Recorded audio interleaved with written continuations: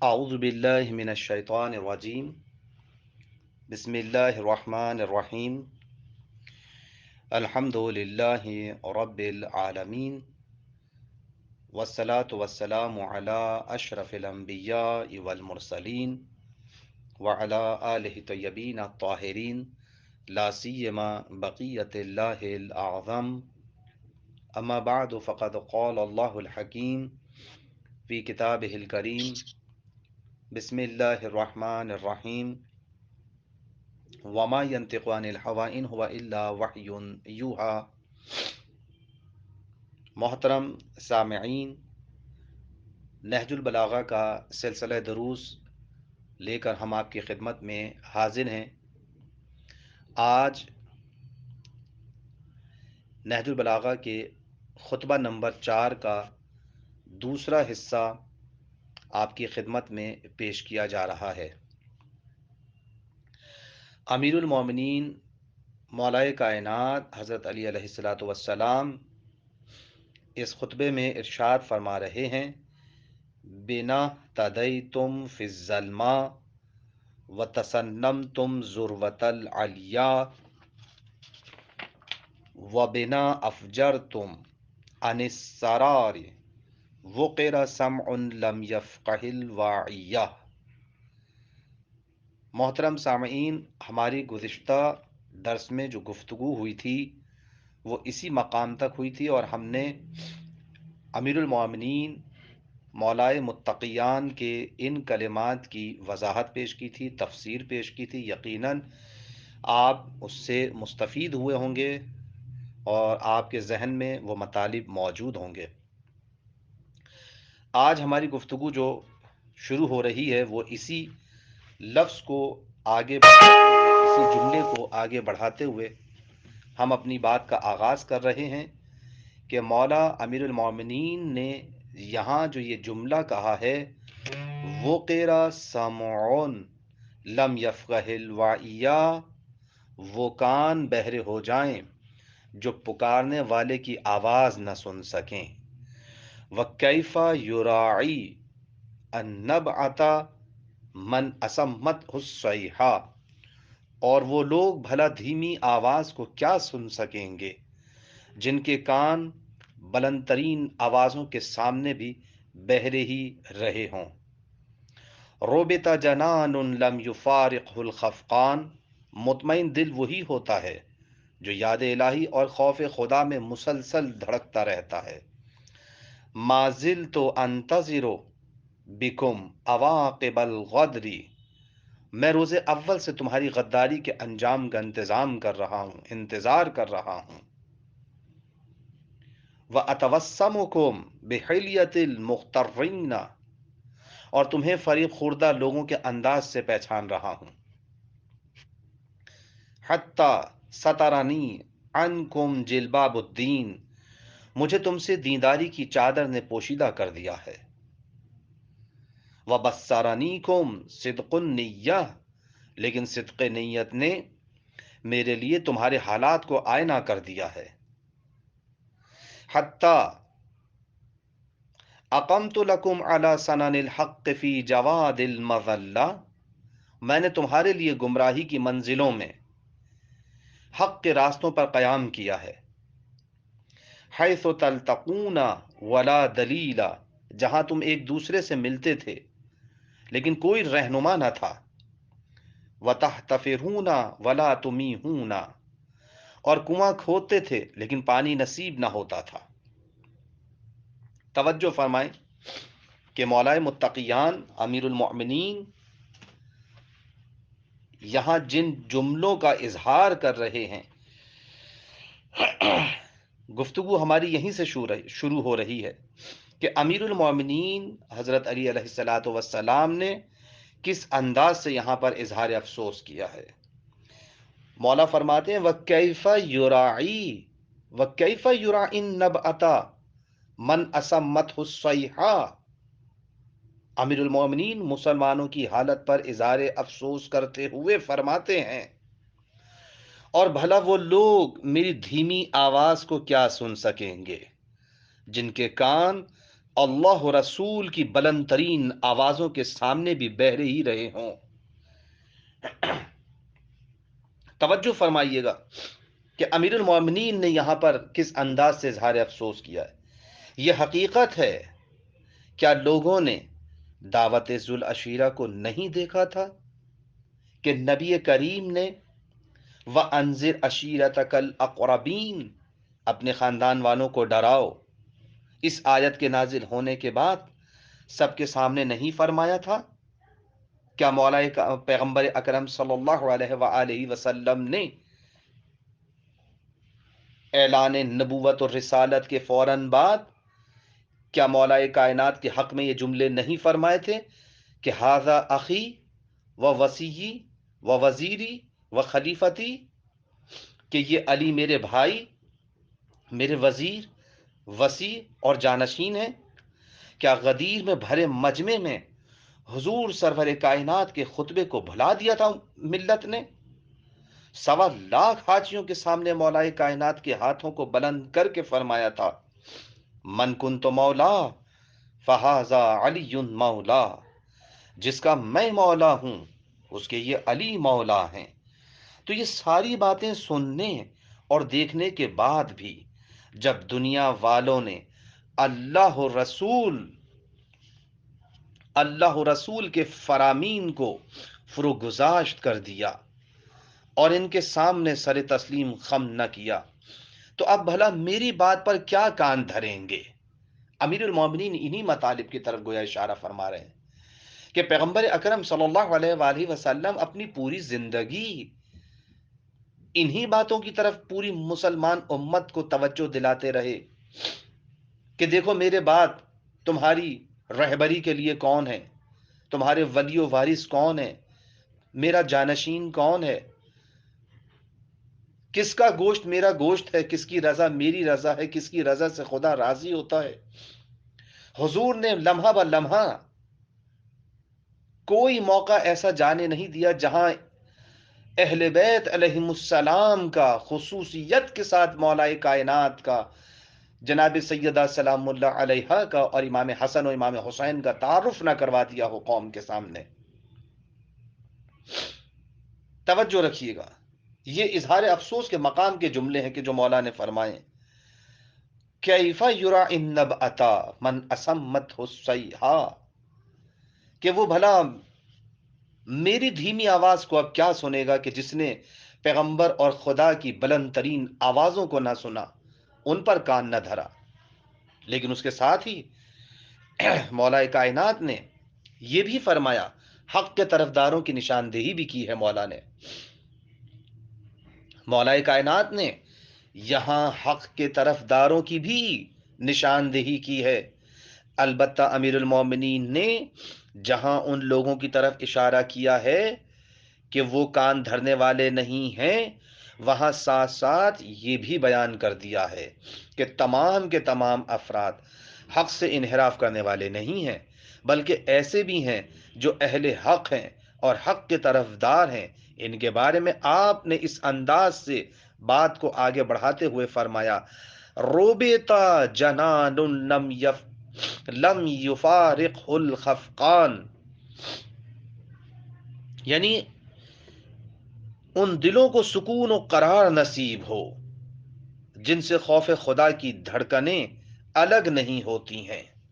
جنان یعنی دل، جنان مادہ جن سے ہے، جن سے ہے، یعنی پوشیدہ، جن کو دل کو جنان اس لیے کہتے ہیں کہ یہ انسان کے سینے میں پوشیدہ ہوتا ہے، اس لیے اس کو جنان سے تعبیر کیا جاتا ہے۔ توجہ فرمائیں، خفقان اگرچہ اس کے معنی اضطراب ہیں، اور چونکہ خوف انسان میں اضطراب کا باعث خوف خدا انسان میں اضطراب کا باعث ہوتا ہے، اس لیے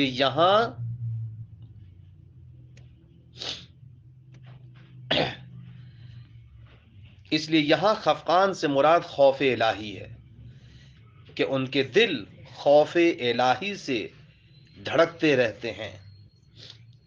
اب یہاں پر ایک لطیف جملے کی طرف اشارہ کرنا مناسب ہے. لوگوں کی اقسام مولا کائنات نے گویا یہاں پر بیان کی ہیں. توجہ کیجیے گا. آپ کو یاد ہوگا کہ پچھلے جملے ہم نے بیان کیے تھے. نہج البلاغہ کے اکثر شارحین نے مندرجہ ذیل دو جملوں کو انشائیہ فرض کیا ہے. توجہ کیجیے گا. انشائیہ فرض کیا ہے یعنی یہاں پر پہلے جملے کو نفرین و بد دعا قرار دیا ہے، جس کا اس طرح ترجمہ کیا جائے گا. وہ پہلا جملہ کیا ہے؟ وقر سمع لم يفقه الوعیہ، یہ ایک جملہ. اور دوسرا جملہ کون سا ہے؟ وَرُبِطَ جَنَانٌ لَمْ يُفَارِقْهُ الْخَفْقَانِ. نہج البلاغہ کی عبارت اگر آپ کے سامنے موجود ہے تو آپ ان دونوں جملوں کو ملاحظہ کر سکتے ہیں. پہلے جملے کو نفرین اور بد دعا قرار دیا، اس جملے کو وَقِرَ سَمْعٌ لَمْ يَفْقَهِ الْوَعِيَّ. اور اس کا ترجمہ اس طرح سے کیا جائے گا اگر اس کو نفرین قرار دیا جائے، وہ کان بہرے ہو جائیں جو پکارنے والے کی بلند آواز کو بھی نہ سن سکیں. اور دوسرا جملہ وَرُبِطَ جَنَانٌ لَمْ يُفَارِقْهُ الْخَفْقَانِ، اس جملے کو دعا قرار دیا ہے. اور اس کا اس طرح ترجمہ کیا جائے گا اگر اسے ہم دعا تسلیم کریں مومنین کے حق میں کہ ان دلوں کو سکون و قرار نصیب ہو جن سے خوف خدا کی دھڑکنیں الگ نہیں ہوتی. لیکن اگر آپ تھوڑا سا توجہ دیں عزیزان محترم کہ جیسا بعض شارحین نہج البلاغہ نے اس امر کی طرف بھی توجہ دلائی ہے کہ جبکہ ممکن ہے کہ یہ دونوں جملے انشائیہ نہ ہوں، یعنی بد دعا اور دعا نہ ہوں، بلکہ ممکن ہے کہ یہ دونوں جملے خبری ہوں، یعنی خبر دے رہے ہیں کسی واقعے کی، کیونکہ یہ جملے تو ایک واقع شدہ حقیقت کو بیان کر رہے ہیں. یہ انشائیہ نہیں ہے بلکہ ایک حقیقت کو بیان کر رہے ہیں. لہذا خبری ہونے کی صورت میں ان کا ترجمہ اس طرح کیا جائے گا. پہلا جملہ اس طرح ہوگا وہ کان گویا بہرے ہو گئے ہیں، وہ قیرا سمع لم یفقہ الوعیہ. اس کا ترجمہ پھر اس طرح سے ہوگا کہ وہ کان بہرے ہو گئے ہیں. اور دوسرے جملے کا ترجمہ اس انداز سے کیا جائے گا کہ مطمئن دل وہ ہوتا ہے جو یاد الہی اور خوف خدا سے دھڑکتا رہتا ہے. احتمال قوی یہی لگتا ہے کہ مولا کائنات امیر المؤمنین انہیں بد دعا دینے کے بجائے ان کے حالات بیان کرتے ہوئے لوگوں کی اقسام بیان کر رہے ہیں، کیونکہ ائمہ اہل بیت علیہم السلام تو آخری دم تک امت کی ہدایت اور رہنمائی کی کوشش ہی کرتے رہے ہیں، بد دعا نہیں دیتے. توجہ فرمائیے گا. جس کی حقیقت ہم اس طرف بھی اشارہ کر سکتے ہیں کہ امیر المومنین نے گویا بد دعا نہیں کی بلکہ حالات و واقعات کو بیان کیا ہے. توجہ فرمائیں کہ وہ کان بہرے ہو گئے ہیں، اس چیز کی طرف متوجہ کیا ہے کہ جو بلند ترین آواز پر بھی غور نہیں کرتے،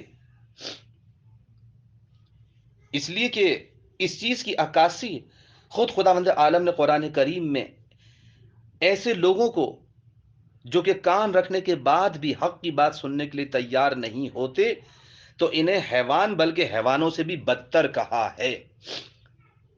پروردگار عالم نے ان آیات میں ان کے حالات کی عکاسی کی ہے. امیر المومنین حضرت علی علیہ السلام نے بھی ان کے حالات کی عکاسی کی ہے. قرآن کی آیت ملاحظہ فرمائے، سورہ آراف قرآن مجید کا 7واں سورہ اور اس کی 179 نمبر آیت میں واضح طور پر خداوند عالم نے ارشاد فرمایا ہے وَلَقَدْ ذَرَأْنَا لِجَهَنَّمَ كَثِيرًا مِنَ الْجِنِّ وَالْإِنسِ لَهُمْ قُلُوبٌ لَا يَفْقَهُونَ بِهَا وَلَهُمْ أَعْيُنٌ لَا يُبْصِرُونَ بِهَا وَلَهُمْ آذَانٌ لَا يَسْمَعُونَ بِهَا أُولَئِكَ كَالْأَنْعَامِ. توجہ رکھیے گا، بل ہم اضل اولئک هم الغافلون. یقیناً جن و انس کے بہت سے گروہوں کو ہم نے، توجہ کیجیے گا، جہنم کے لیے پیدا کیا ہے. وہ ایسے دل رکھتے ہیں کہ جن سے وہ سوچتے نہیں اور سمجھتے نہیں ہیں، اور ایسی آنکھیں رکھتے ہیں کہ جن سے وہ دیکھتے نہیں ہیں، اور ایسے کان رکھتے ہیں کہ جن سے وہ سنتے نہیں ہیں. وہ چوپایوں کی طرح ہیں بلکہ وہ زیادہ گمراہ ہیں، وہ جانوروں سے بھی بدتر ہیں، اور وہ غافل ہیں کیونکہ ہدایت کے تمام تر اسباب میسر ہونے کے باوجود گمراہ ہیں۔ پس لوگ دو طرح کے ہیں، واقر وہی غافل لوگ ہیں کہ جو مولا کائنات نے یہاں پر بیان فرمایا کہ وہ قیرا، وہ واقر ہیں۔ کیوں؟ اس لیے کہ ان کے کان ہونے کے باوجود بلند ترین آوازوں کو سننے کے لیے تیار نہیں ہیں، تو دھیمی آواز کو کیوں کر سنیں گے؟ بس واقر وہی افراد ہیں کہ جنہیں قرآن کریم نے غافل کہہ کر پکارا ہے، اور دوسرے روبتا وہی مطمئن قلب افراد ہیں کہ جنہیں قرآن کریم قلب سلیم کہہ کر پکارتا ہے، کہ مطمئن دل وہی ہیں کہ جن کے دلوں میں اللہ کی دھڑکنیں، اللہ کے خوف کی دھڑکنیں ہیں، اور ان کی دھڑکنیں خوف الہی سے جدا نہیں ہوتی۔ توجہ فرمائیے گا۔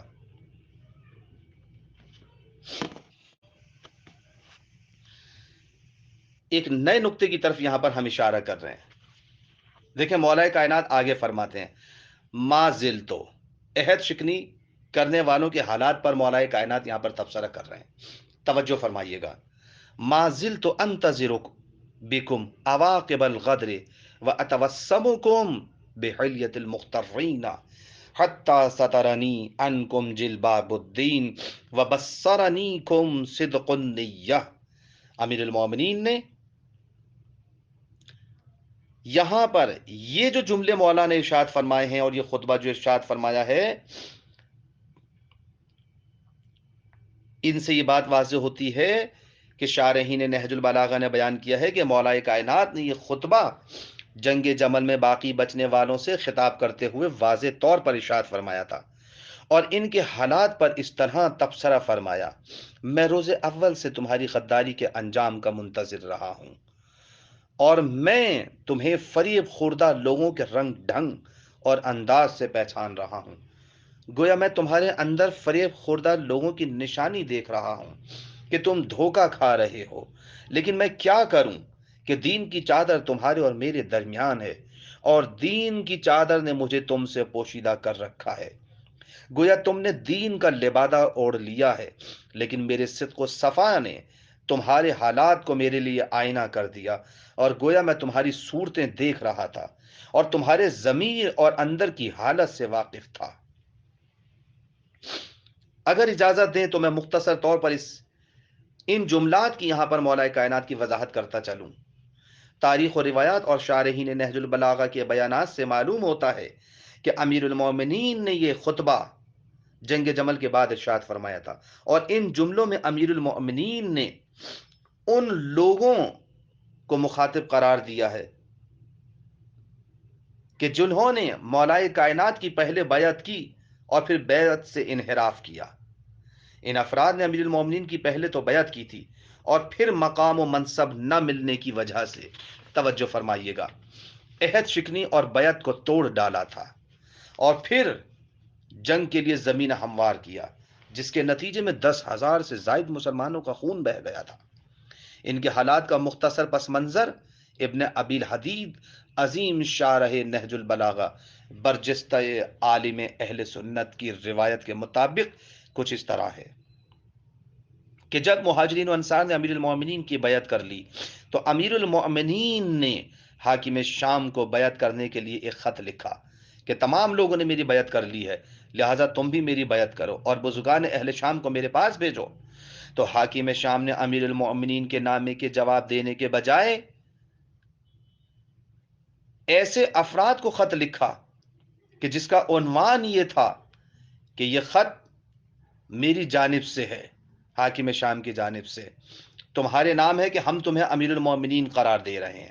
آپ دیکھیں اس میں بعض افراد کو، فرد خاص کو معین کر کے باقاعدہ امیر المومنین خطاب کیا گیا اور کہا کہ ہم نے تمہارے لیے بیعت لے لی ہے، لہٰذا شام والوں سے تمہارے لیے بیعت لی ہے اور تمہیں امیر المومنین قرار دیا ہے، اور تمہارے بعد فلاں صاحب کو بھی ہم نے ان کی جانشینی کے لیے بھی بیعت لے لی ہے۔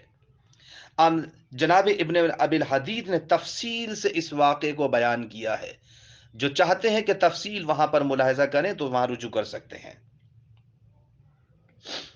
توجہ کیجیے گا۔ اور پھر انہوں نے یہ بھی بیان کیا کہ تمہیں کرنا کیا ہے، کہا کہ کوفہ و بصرہ کو اپنے ہاتھ میں لے لو، اس لیے کہ اگر کوفہ و بصرہ तुम्हारे हाथ से निकल गया तो फिर याद रखो कि हमारे हाथ में कुछ आने वाला नहीं है। ये नामा मौसूल होने के बाद अमीरुल मोमिनीन हज़रत अली अलैहिस्सलाम की खिदमत में ये लोग आए और अमीरुल मोमिनीन तवज्जो फरमाया और कहा कि ए अमीरुल मोमिनीन, आपको तो मालूम है कि आपसे पहले की दौर हुकूमत में हम पर क्या जफाकशी हुई है, क्या खुशूनत हुई है। आप सब चीज़ों से और सब हालात से वाकिफ हैं। आपने देखा है कि वो बनु उमैया के हामी तरफदार रहे। अल्लाह ने उनके बाद ये खिलाफत और मनसब आपको इनायत किया है, लिहाजा अब आप किसी इलाके की हुकूमत और मनसब पर हमें भी फाइज कर दें। तवज्जो फरमाइएगा। आपने देखा कि लोग मौलाए कायनात के पास किस लिए आए। हज़रत अली अलैहिस्सलाम ने इन्हें जवाब दिया कि अल्लाह की तक़सीम पर राज़ी रहो। मैं इस सिलसिले में सोचता हूँ और ये बात याद रखो कि मैं अल्लाह की दी हुई इस अमानत में किसी को इस वक्त तक शरीक नहीं करूँगा जब तक कि इसकी अमानतदारी पर मुझे इत्मीनान ना हो जाए, चाहे अपना हो या पराया। अमीरुल मोमिनीन ने वाज़ेह तौर पर यहाँ पर जवाब दे दिया। अमीरुल मोमिनीन का ये जवाब सुनकर ये आने वाले अफराद मायूस होकर चले। फिर कुछ ही देर बाद उन्होंने अमीरुल मोमिनीन से कहा कि अच्छा, हमें उम्रा करने के लिए मक्का जाने की इजाज़त दे दीजिए। आप सुनेंगे जनाब इब्न अबिल हदीद मजीद यहाँ पर लिखते हैं कि अमीरुल मोमिनीन हज़रत अली अलैहिस्सलाम ने इनसे फरमाया कि तुम लोग उम्रा करने नहीं जा रहे हो। उन्होंने कसम खाई कि हमारा उम्रा के अलावा और कोई कस्द नहीं है। हज़रत अली अलैहिस्सलाम ने फरमाया, ये कौन लिख रहा है? जनाब इब्न अबिल हदीद। उन्होंने दोबारा कसम खाई और कहा कि हरगिज ऐसा नहीं है जैसा आप सोच रहे हैं। हम हरगिज बैत नहीं तोड़ेंगे, हम तो सिर्फ और सिर्फ उम्रे के इरादे से जाना चाहते हैं। हज़रत अली अलैहिस्सलाम ने कहा कि अच्छा, अगर ऐसा है तो दोबारा बैत करो, दोबारा बैत करके जाओ। उन्होंने सख्त कसम खाई और अहदो पैमा के साथ दोबारा बैत अंजाम दी। जब ये लोग चले गए तो अमीरुल मोमिनीन ने मालूम है क्या कहा? हाज़रीन जो बैठे हुए थे, का खुदा की कसम, अब तुम लोग इन्हें इस मैदान जंग में, इन्हें तुम उस मैदान जंग में देखोगे जिसमें खून का बाजार गर्म होगा।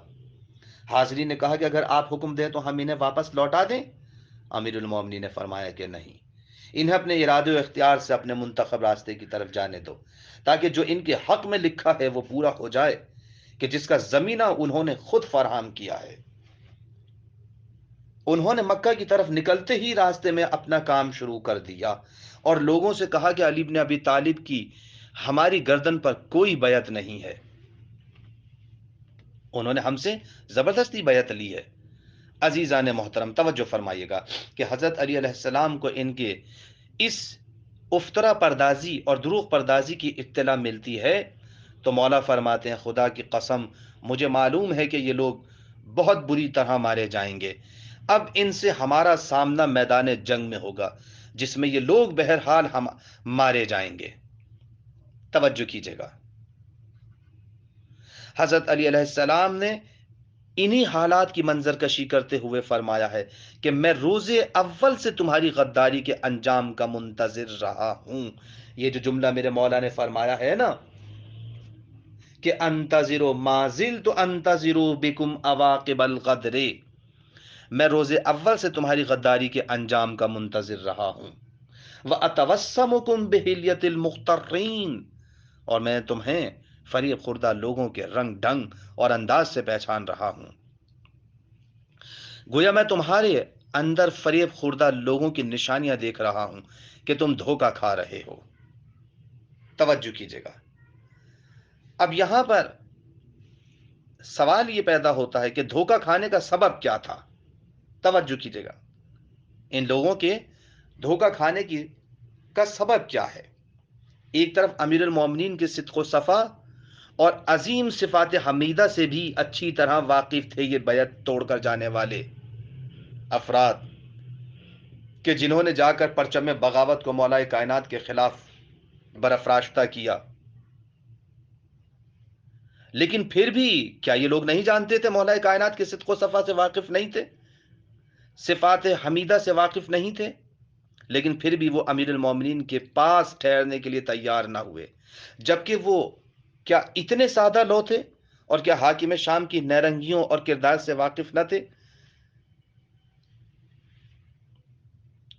کہ اس کے امید دلانے والا خط ملتے ہی امیر المومنین کو ترک کر کے عمرے کے بہانے سے مکہ جا کر شورش برپا کرنے کے لیے تیار ہو گئے؟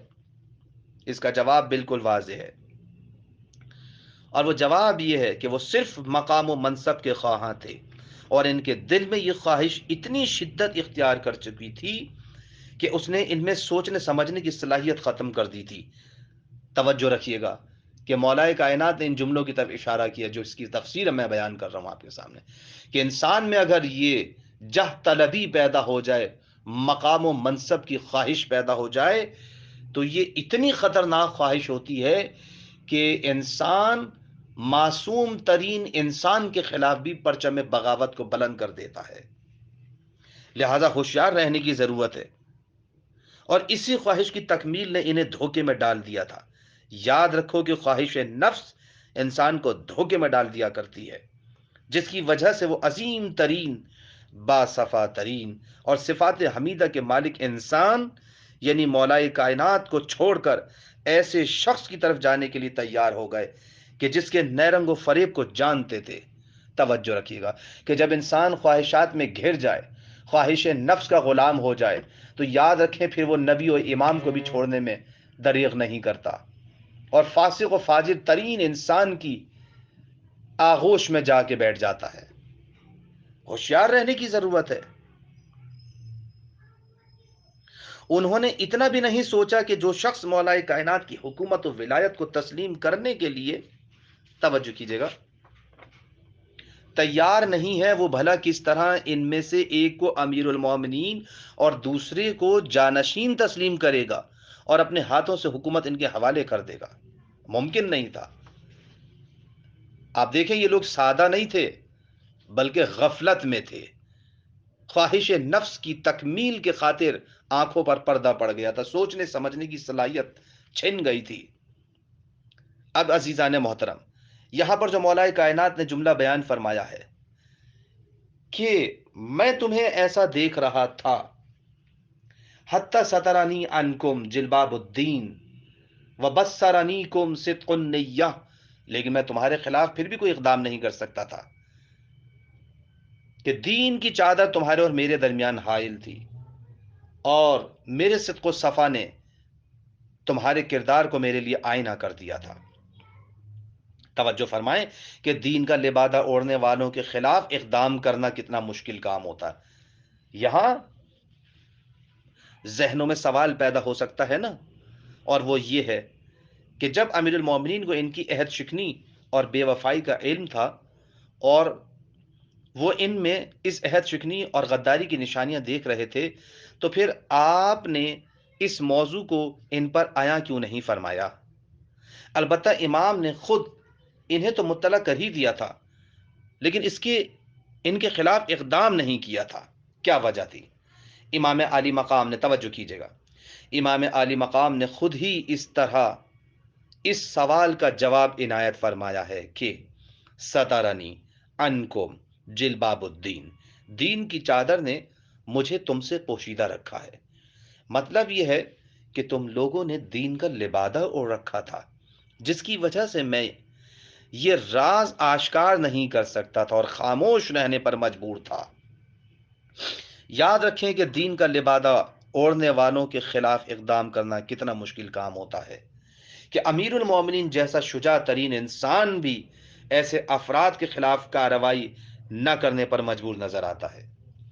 امیر المومنین نے یہاں ایک اور جملے کا اضافہ کر کے ذہنوں میں ابھرنے والے ایک اور سوال کا جواب بھی عنایت کر دیا ہے، کہ اگر کسی کے ذہن میں یہ سوال پیدا ہوتا ہے کہ امیر المومنین کو ان کے باطن سے کس نے مطلع کر دیا تھا، وہ کس طرح ان کے اندر اور دل کی بات کو محسوس کر رہے تھے، تو اس کا جواب بھی امیر المومنین نے اس طرح عنایت فرمایا ہے۔ توجہ کیجیے گا، نہج البلاغہ کے جملوں کی وضاحت ہو رہی ہے آپ کے سامنے۔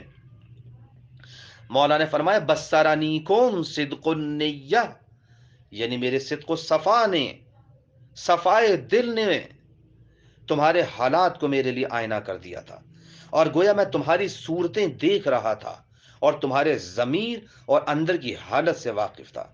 اگر کوئی شخص امیر المومنین کے بارے میں ان کے علم غیب سے واقف ہونے کا عقیدہ نہ بھی رکھتا ہو عزیزان محترم، لیکن اگر وہ آیات قرآن کریم اور احادیث شریفہ سے آشنائی رکھتا ہو تو محسوس کر سکتا ہے کہ ایک مومن، توجہ کیجیے گا، ایک مومن ہمارے اعمال کو دیکھتا ہے۔ کیا آپ اس بات سے اتفاق کرتے ہیں کہ مومن ہمارے اعمال کو دیکھتا ہے؟ توجہ فرمائیں۔ قرآن کریم کی آیات کی روشنی میں یہ بات واضح ہے کہ مومن ہمارے حالات سے واقف ہو جاتا ہے، ہماری مومن دیکھتا ہے۔ ارشاد خداوندی ہو رہا ہے، قُلِ اعْمَلُوا فَسَيَرَى اللَّهُ عَمَلَكُمْ وَرَسُولُهُ وَالْمُؤْمِنُونَ، سورہ توبہ، سورہ نمبر 9، نواں سورہ، اور آیت نمبر 105، 105 نمبر آیت۔ قُلِ اعْمَلُوا فَسَيَرَى اللَّهُ عَمَلَكُمْ وَرَسُولُهُ وَالْمُؤْمِنُونَ، اے پیغمبر کہہ دیجئے کہ تم لوگ عمل کرتے رہو کہ تمہارے عمل کو اللہ، رسول اور صاحبان ایمان سب دیکھ رہے ہیں۔ اس آیت سے واضح ہو جاتا ہے کہ جب مومن ہمارے اعمال کو دیکھ لیتا ہے تو مولا کائنات تو امیر المومنین ہے نا، وہ بدرجہ اولا ہمارے اعمال و باطن کو دیکھ رہے ہوتے ہیں۔ جیسا کہ بعض علماء و پرہیزگار شخصیات کے بارے میں مشہور ہے کہ وہ لوگوں کی اصلی چہرے کو دیکھ لیا کرتے تھے۔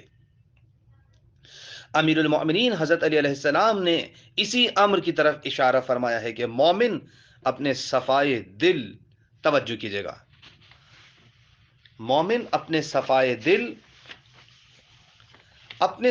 دل کی بنا پر وہ سب کچھ دیکھ لیتا ہے جسے دوسرے لوگ نہیں دیکھ پاتے ہیں۔ قرآن کریم نے ایک اور مقام پر اس حقیقت کو اس انداز سے بیان فرمایا ہے، توجہ فرمائیے گا عزیزان محترم، میں آپ کے سامنے آیات کی روشنی میں بات کر رہا ہوں، روایات کی روشنی میں بات ہو رہی ہے۔ ان تتقوا اللہ، توجہ فرمائیے گا کہ سورہ انفال قرآن مجید کا 8واں سورہ اور اس کی 29ویں آیت نے آواز دی، ان تتقوا اللہ یجعل لکم فرقانا، یعنی اے ایمان لانے والو، اگر تم تقوی الہی اختیار کرو گے تو وہ تم کو حق و باطل میں فرق کی صلاحیت عطا کرے گا۔ قرآن کریم کے علاوہ روایات بھی اس حقیقت کی طرف توجہ دلائی گئی ہے، توجہ کیجیے گا، روایات میں اس بات کی طرف متوجہ کیا گیا ہے، جیسا کہ حضور سرور کائنات صلی اللہ علیہ وآلہ وسلم سے روایت منقول ہے کہ آپ نے فرمایا، اتقوا فراست المؤمن فإنه ينظر بنور اللہ، یعنی مومن کی فراست و ہوشیاری سے ڈرو کیونکہ وہ نور الہی سے دیکھتا ہے۔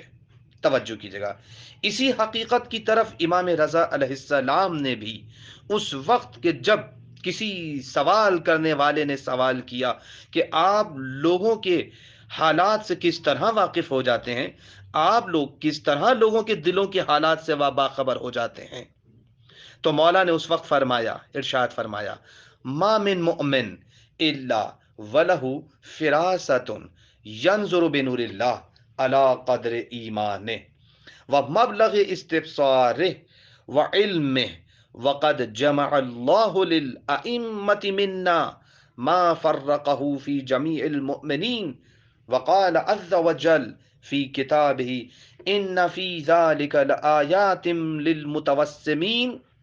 توجہ کیجیے گا، بحار الانوار کی جلد نمبر 24 صفحہ نمبر 128 اور حدیث نمبر 13 میں یہ روایت موجود ہے، اور اس روایت کے اندر جس آیت کا حوالہ دیا گیا ہے وہ سورہ ہجر جو قرآن مجید کا 15واں سورہ ہے، اس کی آیت نمبر 75 کا مولا نے اس روایت میں حوالہ دیا ہے۔ توجہ فرمائیے گا روایت کا ترجمہ، کوئی ایسا مومن نہیں ہے کہ جس کے لیے خاص فراست و ہوشیاری نہ ہو کہ وہ اپنے علم و بصیرت اور ایمان کے مطابق نور الہی سے دیکھتا ہے، اور خداوند عالم نے جو سب کچھ تمام مومنین کو عطا کیا ہے وہ سب ہم ائمہ اہل بیت علیہم السلام کو عطا کیا ہے۔ اور اسی سلسلے میں اللہ تعالیٰ نے قرآن کریم میں فرمایا ہے کہ ان باتوں میں صاحبان ہوش کے لیے بڑی نشانیاں ہیں۔ پھر آپ نے فرمایا، توجہ کیجیے گا، کہ اولین متوسمین رسول اکرم صلی اللہ علیہ وآلہ وسلم ہیں، پھر امیر المؤمنین ہیں، پھر حسن و حسین علیہم السلام ہیں، اور پھر قیامت تک آنے والے فرزندان حسین ہیں۔ اس کے ذیل میں آیت اللہ مکارم شیرازی فرماتے ہیں در حقیقت حقائق عالم پر پردہ، توجہ کیجیے گا، حقائق عالم پہ پردہ نہیں ہے بلکہ ہماری ہوا و ہوس اور خواہشات نفسانی کی وجہ سے ہمارے دل کی آنکھوں پر پردہ پڑا ہوا ہے۔ اور جب نور اور جب نور تقوی و ایمان کے ذریعے یہ پردہ ہٹتا ہے تو پھر ہر چیز آشکار و ظاہر ہو جاتی ہے، جیسا کہ نبی کریم صلی اللہ علیہ وآلہ وسلم سے ایک حدیث میں منقول ہے، لولا ان الشیاطین یہومون الی قلوب بنی آدم لنظروا الی الملکوت، اگر شیاطین فرزندان آدم کے دلوں کا احاطہ نہ کریں تو وہ عالم ملکوت اور باطن عالم کو دیکھ سکتے ہیں۔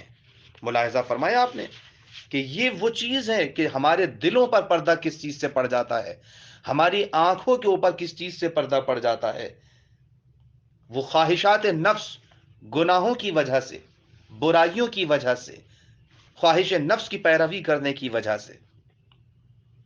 توجہ کیجیے گا، بعض شارحین کے مطابق اس جملے میں کہ جو مولانا نے جملہ فرمایا سترانی کم جلباب الدین، کہ دین کی چادر نے مجھے تم سے پوشیدہ رکھا ہے، اس کا یہ بھی مطلب ہو سکتا ہے کہ تم میری معرفت حاصل نہ کر سکے کیونکہ تمہارے اور میرے درمیان ایک دینداری کی چادر حائل تھی، اور اس کی وجہ یہ ہے کہ تم لوگوں نے دین کا مطلب ہی غلط سمجھا ہے، تم دین کو حکومت اور ریاست کا ذریعہ سمجھ رہے تھے، اسی لیے اسے اپنا لیا تھا، لیکن جب تم نے دیکھا کہ میں خواہش پرست افراد کے سپرد یہ ذمہ داری نہیں کروں گا، اور تم نے دیکھا کہ تمہیں اس ریاست کا کچھ حصہ ملنے والا نہیں ہے، تو میری مخالفت پر اتر آئے اور مجھے ترک کر دیا، گویا تم حقیقی دینداری اختیار کرنے کے بجائے ظاہری دیداری کی چادر اوڑھ کر بیٹھ گئے، جس کی وجہ سے میں تمہارے خلاف اقدام بھی نہیں کر سکتا تھا۔ توجہ فرمائیے گا، اب یہاں پر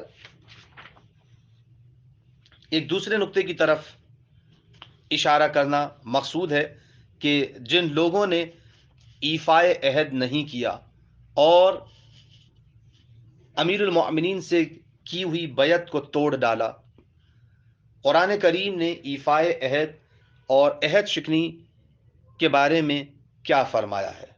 توجہ فرمائیے گا،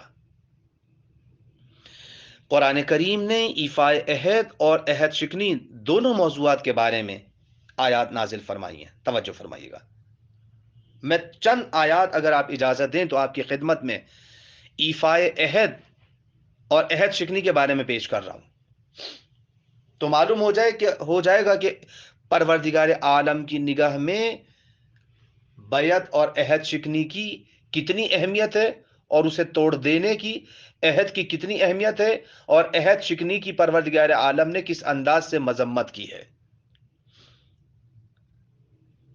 نمبر 1، قرآن کریم میں ایسی آیات ہیں جو اس امر کو واضح کر رہی ہیں کہ ایفائے عہد انسان کے رشد و ایمان کا باعث ہے، یہ بات ذہن میں رہنی چاہیے۔ مثلا قرآن کریم نے آواز دی، سورہ بقرہ قرآن مجید کا دوسرا سورہ اور اس کی آیت نمبر 177 ارشاد ہوتا ہے، لیس البر ان تولوا وجوہکم قبل المشرق والمغرب ولكن البر من آمن بالله واليوم الآخر والملائكة والكتاب والنبيين وآتى المال على حبه ذوي القربى واليتامى والمساكين وابن السبيل والسائلين وفي الرقاب وأقام الصلاة وآتى الزكاة والمؤفون بعهدهم إذا عاهدوا والصابرين في البأساء والضراء وحين البأس أولئك الذين صدقوا وأولئك هم المتقون۔ سبحان اللہ، قربان جائیے قرآن کریم کی فصاحت و بلاغت کے۔ ہم نیکی کس چیز کو سمجھتے ہیں اور قرآن کریم کس چیز کو نیکی بیان کر رہا ہے؟ توجہ تو فرمائیں قرآن کریم کی بلاغت قرآن نے قرآن کریم نے کس چیز کی طرف ہمیں متوجہ کیا ہے؟ توجہ فرمائیے گا، نیکی کیا ہے اور ہم کس کس چیز کو نیکی سمجھ رہے ہیں، لیکن قرآن کی نگاہ میں، خدا کی نگاہ میں نیکی کیا ہے؟ توجہ فرمائیں۔ عہد کے بارے میں خداوند عالم کیا فرما رہا ہے؟ سنو، نیکی یہ نہیں ہے کہ اپنا رخ مشرق اور مغرب کی طرف کر لو، بلکہ نیکی اس شخص کا حصہ ہے جو اللہ اور آخرت، ملائکہ اور کتاب اور انبیاء پر ایمان لے کر آئے اور محبت خدا میں قرابت داروں، یتیموں، مسکینوں، غربت زدہ مسافروں، سوال کرنے والوں اور غلاموں کی آزادی کے لیے مال دے۔ خدا کی قسم، دامن وقت میں گنجائش نہیں ہے، ورنہ بہت طولانی گفتگو کرنے کی ضرورت ہے اس آیت کے اوپر۔ کم از کم 10 نشستیں چاہیے اس آیت کے اوپر گفتگو کرنے کے لیے، اور وہ بھی مختصر ترین گفتگو کرنے کے لیے کم از کم 10 گھنٹے چاہیے، مختصر ترین گفتگو کرنے کے لیے بھی۔ ایسے ایسے کلمات پروردگار عالم نے اس آیت کے اندر متوجہ کیے ہیں۔ اور نماز قائم کرے یہ ہے نیکی، اور زکوٰۃ ادا کرے، اور جو بھی عہد کرے اسے پورا کرے، یہ ہے وہ نیکی۔ اور فقر و فاقے میں اور پریشانیوں میں اور بیماریوں میں اور میدان جنگ کے حالات میں صبر کرنے والوں میں ہو۔ تو یہی لوگ اپنے دعوی ایمان و احسان میں سچے ہیں کہ ہم مومن ہیں۔ ہم نماز نہیں پڑھتے، مومن ہیں۔ وعدے روز کر کے توڑ دیتے ہیں، مومن کہلاتے ہیں۔ ایفائے عہد کرتے نہیں، مومن کہلاتے ہیں۔ اب یہ دیکھیں کہ جب مومن سے کیے ہوئے وعدے کو توڑ دینا دائرہ ایمان سے خارج کر دیتا ہے، تو جو امیر المؤمنین سے کیے ہوئے وعدے کو توڑ دے، بیعت کو توڑ دے، وہ کیسے مومن رہ سکتا ہے؟ وہ کس طرح سے اپنے دعوی ایمان اور احسان میں سچا ہو سکتا ہے؟ اور یہی صاحبان تقوی اور پرہیزگار ہیں کہ جو اپنے ایمان کو سچا ثابت کرتے ہیں۔ کس طریقے سے؟ اس طرح انداز سے جیسا قرآن کریم نے اس آیت میں فرمایا ہے۔ آپ اس آیت کریمہ میں محسوس کر سکتے ہیں کہ ایفائے عہد کو انسان کے ایمان اور رشد کے اساسی و بنیادی اصول میں قرار دیا گیا ہے۔ انسان بیعت پہ وفا کیے بغیر مومن رہ ہی نہیں سکتا۔ امیر المومنین کی بیعت توڑ دینے والا مومن نہیں ہو سکتا۔ توجہ کیجیے گا۔ اور پھر دوسری آیت ملاحظہ فرمائیں، ایفائے عہد صداقت ایمان کی علامت ہے۔ ارشاد خداوندی ہو رہا ہے، من المؤمنین رجال صدقوا ما عہد اللہ علیہ، سورہ احزاب قرآن مجید کا 33واں سورہ اور اس کی 23 نمبر آیت، 23 نمبر آیت۔ آواز دی، من المؤمنین رجال صدقوا ما عہد اللہ علیہ۔ مومنین میں ایسے بھی ہیں، مرد میداں ہیں، جنہوں نے اللہ سے کیے ہوئے وعدے کو سچ کر دکھایا۔ بس اس آیت میں ایفائے عہد کو صداقت ایمان کی علامت قرار دیا گیا ہے۔ بعض آیات ایسی ہیں جن میں ایفائے عہد کا حکم دیا گیا ہے، جیسے وَأَوْفُوا بِالْعَهْدِ إِنَّ الْعَهْدَ كَانَ مَسْئُولًا، یعنی اور اپنے عہد کو پورا کرنا کہ عہد کے بارے میں سوال کیا جائے گا۔ چوتھی آیت ملاحظہ فرمائیں، قرآن کریم میں متعدد مقامات پر عہد شکنی کی مذمت کی گئی ہے اور عہد شکنی کرنے والوں کی تباہ کاریوں کو بیان کیا گیا ہے، جیسے ارشاد ہوتا ہے، توجہ فرمائیے گا، فَبِمَا نَقْضِهِم مِّيثَاقَهُمْ لَعَنَّاهُمْ وَجَعَلْنَا قُلُوبَهُمْ قَاسِيَةً، یعنی پھر ان کی عہد شکنی کی بنا پر ہم نے ان پر لعنت کی اور ان کے دلوں کو سخت بنا دیا۔ بس آپ نے دیکھا کہ عہد شکنی کرنے والوں کو پروردگار عالم نے مستحق لعنت قرار دیا ہے۔ اور پھر 5ویں آیت، عہد شکنی در حقیقت خود اپنے خلاف اقدام کرنا ہے۔ اس نے دوسرے کا نقصان نہیں کیا جس سے عہد توڑا ہے، بلکہ سب سے پہلے اس نے اپنی ذات کے لیے نقصان کیا۔ ارشاد خداوندی ہے، فَمَن نَكَثَ فَإِنَّمَا يَنكُثُ عَلَى نَفْسِهِ، یعنی اب اس کے بعد جو عہد شکنی کرے وہ اپنے ہی خلاف اقدام کرتا ہے۔ کیسے؟ ایسے کہ عہد شکنی کو خود اپنے خلاف اقدام اس لیے قرار دیا گیا ہے کہ عہد شکنی کی وجہ سے خود انسان کی اپنی شخصیت شکنی ہو جاتی ہے۔ توجہ فرمائیے آپ نے، تو یہاں پر یہ بات کلیئر ہو جاتی ہے۔ توجہ فرمائیے گا، امیر المومنین نے جو جملہ کہا ہے، اقمت لکم علی سنن الحق، توجہ کیجیے گا، اقمت لکم علی سنن الحق فی جواد المذلہ حیث تلتقون ولا دلیلا وتحتفرون ولا تمیہون۔ امیر المومنین نے ظاہراً یہاں اس امر کی طرف اشارہ فرمایا ہے کہ گویا تم بھٹکے ہوئے مسافروں کی طرح تھے اور میں راہ حق کی طرف تمہاری ہدایت کر رہا تھا۔ تمہاری کوششیں بے ثمر تھیں، تم پیاس کی شدت میں اور حدت سے جھلس رہے تھے، اپنی تشنگی مٹانے کے لیے جو زمین بھی کھودتے تھے پھر بھی پانی سے محروم رہتے تھے، اور اس عالم میں بھی میں ہی تمہاری پیاس بجھانے کے انتظام کر رہا تھا۔ تمہیں تاریک راہوں میں اور بھٹکا دینے والی کالی گھٹاؤں میں میری ہدایت اور رہنمائی کا سہارا نہ ہوتا تو تمہارا کیا حال ہوتا؟ میں ہی تھا جو تمہیں راہ تاریک میں روشن و صراط مستقیم روشنی اور صراط مستقیم کی طرف گامزن کر رہا تھا۔ گویا امیر المومنین ہمیں آج بھی اس بات کی طرف متوجہ کر رہے ہیں کہ یاد رکھو، تاریخ سے سبق حاصل کرو اور ایسے راستے کا انتخاب مت کرو جس میں تاریکیاں اور اندھیرے کے سوا کچھ نہیں ہے۔ اپنی ساری زحمتیں اور کوششیں اس زمین کو کھودنے پر خرچ مت کرو کہ جس کی اتح گہرائیوں تک سے بھی ایک قطرے آب تم حاصل نہیں کر سکتے۔ یاد رکھو، جس زمین کی عمیق ترین گہرائیوں میں ایک قطرے آب تک موجود نہیں ہے، بھلا تمہارے لیے وہ چشمہ حیات بخش کہاں سے جاری کر سکتی ہیں؟ توجہ فرمائی آپ نے؟ اب آگے جملے مولا کے توجہ فرمائیں۔ الیوم انطق لکم، یہاں پر پھر مولا نے جو فرمایا ہے، الیوم انطق لکم الاجماع ذات البیان عزبا رأی امر تخلف عنی ما شککت فی الحق مذ اریتہ لم یوجس موسیٰ علیہ السلام خیفتا علی نفسه بل اشفق من غلبت الجہال ودول الزلال الیوم تواقفنا علی سبیل الحق والباطل من وثق بماء لم یزمع۔ توجہ کیجئے گا مولا کے ان جملوں کے اوپر۔ آج میں تمہارے لیے اپنی اس زبان خاموش کو گویا بنا رہا ہوں جس میں بڑی طاقت و قوت ہے۔ یاد رکھو کہ اس شخص کی رائے گم ہو گئی ہے جس نے مجھ سے روگردانی کی ہے۔ میں نے روز اول سے آج تک حق کے بارے میں کبھی شک نہیں کیا۔ میرا سکوت مثل موسیٰ ہے۔ موسیٰ کو اپنے نفس کے بارے میں خوف نہیں تھا، جس طرح موسیٰ کو خوف نہیں تھا مجھے بھی اپنے بارے میں کوئی خوف نہیں ہے۔ انہیں دربار فرعون میں صرف یہ خوف تھا کہ کہیں جاہل جادوگر اور گمراہ حکام عوام کی عقلوں پر غالب نہ آ جائیں۔ آج ہم سب حق و باطل کے راستے پر آمنے سامنے ہیں، اور یاد رکھو، جسے پانی پر اعتماد ہوتا ہے وہ پیاسا نہیں رہتا۔ امیر المومنین نے یہ ان لوگوں کے حالات پر توجہ کیجیے گا تنقید فرمائی ہے جو ساری زندگی شک میں مبتلا رہے اور انہیں کبھی حق کا ایقان حاصل نہ ہو سکا۔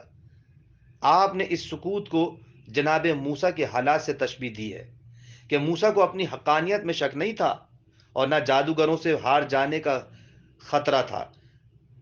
خطرہ صرف یہ تھا کہ جاہل قوم جادو کو معجزہ نہ سمجھ بیٹھے اور بیٹھے بٹھائے گمراہ نہ ہو جائے۔ بس عزیزان محترم، توجہ رکھیں کہ جب ہم نے امیر المؤمنین مولائے کائنات کو اپنا امیر تسلیم کیا ہے تو اپنی زندگی کے ہر مرحلے میں انہیں اپنا امیر ماننا ہے، زندگی کے ہر موقع پر انہیں اپنا امیر تسلیم کرنا ہے، ان کی رضا میں راضی رہنا ہے۔ انہی کی رضا کی بنیاد پر امام رضا علیہ السلام، تمام ائمہ علیہ السلام، امام زمانہ علیہ السلام ہم سے راضی ہوں گے۔ اپنے وقت کی امام کی معرفت حاصل کرنا ہم سب کے لیے ضروری ہے۔ یہی ہمارے لیے وسیلہ نجات ہے، یہی ہمارے لیے وسیلہ کامیابی ہے، اور اسی میں خدا کی خوشنودی ہمارے حق میں لکھی جانے والی ہے۔ بس عزیزان محترم، یہاں پر میری گفتگو اور تمام ہوتی ہے۔ والسلام علیکم ورحمۃ اللہ وبرکاتہ۔ سبسکرائب کیجئے ذکر ٹی وی اور اس علم کے سفر میں ہمارے قدم کے ساتھ قدم ملائیے۔